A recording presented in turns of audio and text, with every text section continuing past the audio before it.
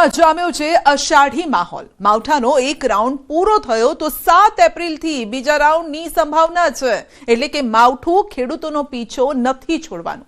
ગુજરાતમાં જ નહીં, અડધા ભારતમાં મોસમનો મિજાજ બદલાયો છે। ક્યાંક માવઠું, ક્યાંક કરા તો ક્યાંક થઈ રહી છે હિમવર્ષા।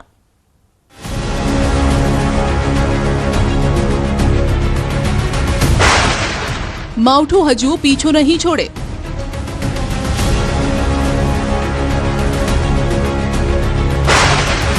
7 એપ્રિલથી માવઠાનો નવો રાઉન્ડ।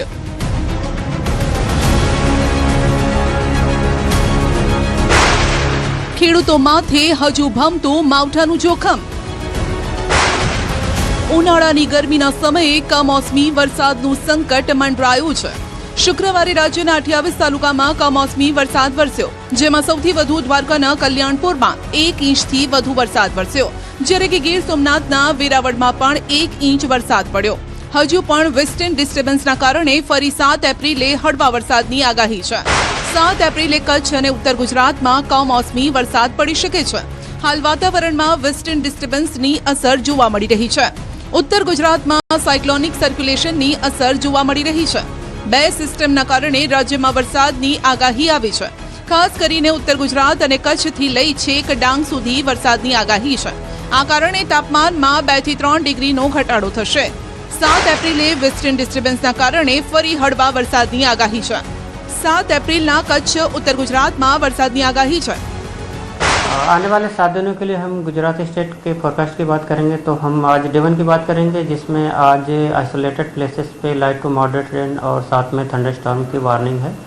तो जो डिस्ट्रिक्ट हैं जहाँ पे लाइट टू मॉडरेट रेन और साथ में थंडरस्टॉर्म की वार्निंग है वो डिस्ट्रिक्ट हैं अमरेली, भावनगर, गिर सोमनाथ और गुजरात रीजन के साउथ गुजरात के सारे डिस्ट्रिक्ट कवर हैं। फिर उसके बाद डे 4 को आइसोलेटेड प्लेसेस पे लाइट टू मॉडरेट रेन साथ में थंडरस्टॉर्म की वार्निंग है। અંબાલાલની પણ માવઠાના રાઉન્ડની આગાહી। અંબાલાલની આગાહીનો માનીએ તો ખેડૂતો માથે હજુ પણ આફત તોળાઈ રહી છે। એપ્રિલની શરૂઆતમાં માવઠાનો એક રાઉન્ડ આવ્યો, હજુ બીજો રાઉન્ડ આવવાનો છે। અંબાલાલે પણ હવામાન વિભાગની જેમ રાજ્યના કેટલાય વિસ્તારોમાં માવઠાની સંભાવના વ્યક્ત કરી છે।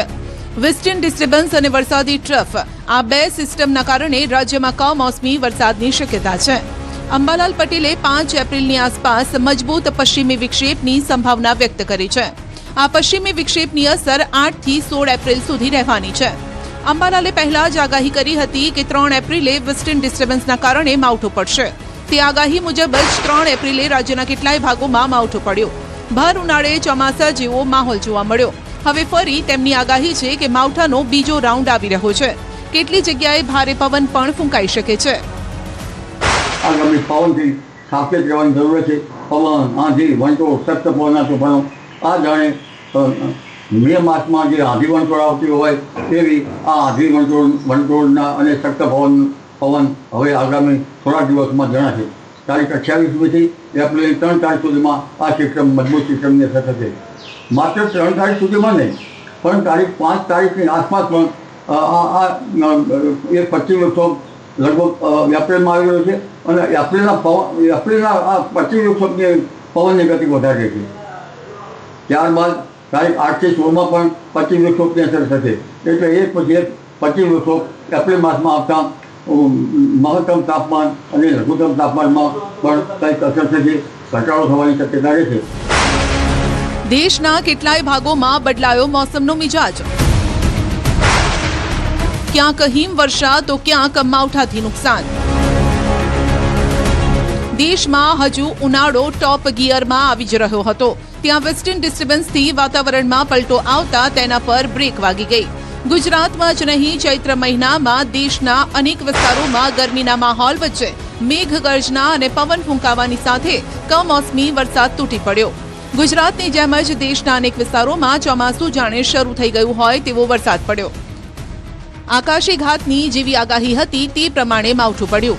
કેટલી જગ્યાએ કરા પડ્યા તો કેટલી જગ્યાએ ગાજવીજ સાથે વરસાદ ખાબક્યો। ઉનાળાની ઋતુમાં લોકો ભીંજાયા, રસ્તા જળ તરબોળ થયા તો ખેતરો પણ પાણી થયા। રાજસ્થાનમાં બદલાયો મોસમનો મિજાજ। ટોંક જિલ્લામાં અચાનક જ મોસમનો મિજાજ બદલાયો છે। જિલ્લાના કેટલાય વિસ્તારોમાં ભારે પવન સાથે કરા પડ્યા। આકાશમાંથી પડતા કરાએ ખેડૂતોની 4 મહિનાની મહેનત પર પાણી ફેરવી દીધું છે. હવામાન વિભાગે જિલ્લામાં પહેલા જ યલો એલર્ટ બહાર પાડ્યું હતું અને હજુ પણ માવઠું સમગ્ર જિલ્લાને પોતાની ઝપેટમાં લઈ શકે છે. ઝુંઝુનુમાં પણ ફરી એકવાર કમોસમી વરસાદે ખેડૂતોની ચિંતા વધારી. ગ્રામ્ય વિસ્તારોમાં કમોસમી વરસાદ આફત લાવ્યો છે. આંધી સાથે અહીં માવઠું પડ્યું, જેના કારણે હવે પશુઓને ખવડાવવાના ઘાસચારાના પણ ફાંફા પડે તેવી સ્થિતિનું નિર્માણ થયું છે. ભરતપુરમાં પણ અચાનક મોસમ બદલાયો અને કેટલાય વિસ્તારોમાં ભારે પવન સાથે વરસાદ પડ્યો. કેટલાય વિસ્તારોમાં કરા પડ્યા, જેના કારણે જનજીવન પ્રભાવિત થયું. કેટલી જગ્યાએ ભારે પવનના કારણે વૃક્ષો ધરાશાયી થયા, જેના કારણે વાહન વ્યવહારને અસર થઈ. કેટલી જગ્યાએ વીજળીના પોલ ધરાશાયી થયા. વીજળીનો પુરવઠો પણ ખોરવાઈ ગયો. ભારે પવનની અસર કાચા ઘરો પર પડી છે. કેટલાય કાચા ઘરોના છતના પતરા ઉડી ગયા.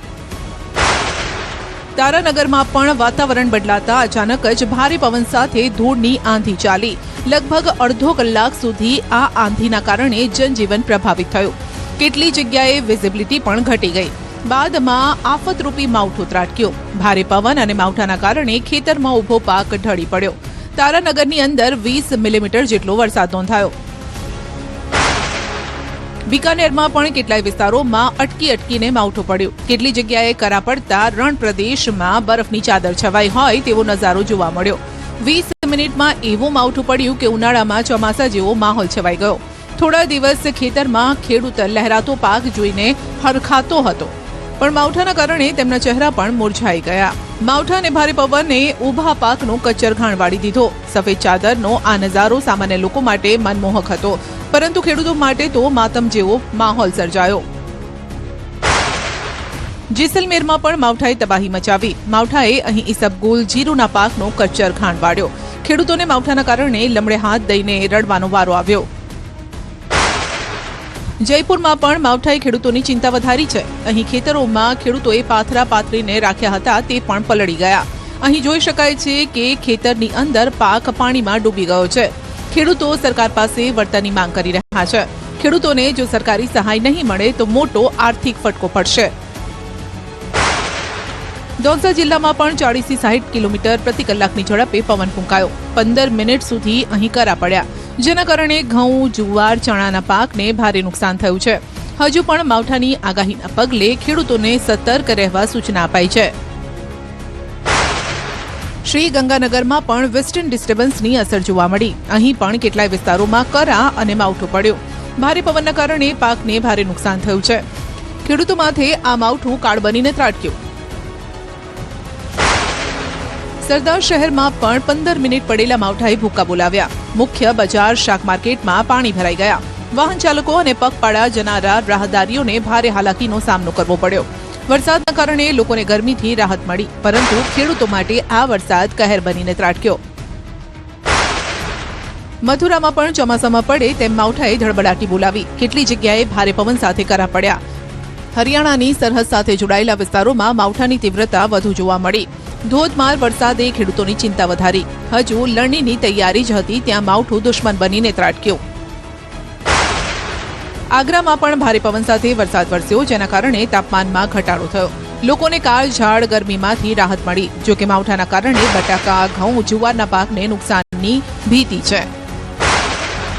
ધનબાદમાં પણ ભારે પવન સાથે માવઠું ખાબક્યું, જેના કારણે જનજીવન પ્રભાવિત થયું.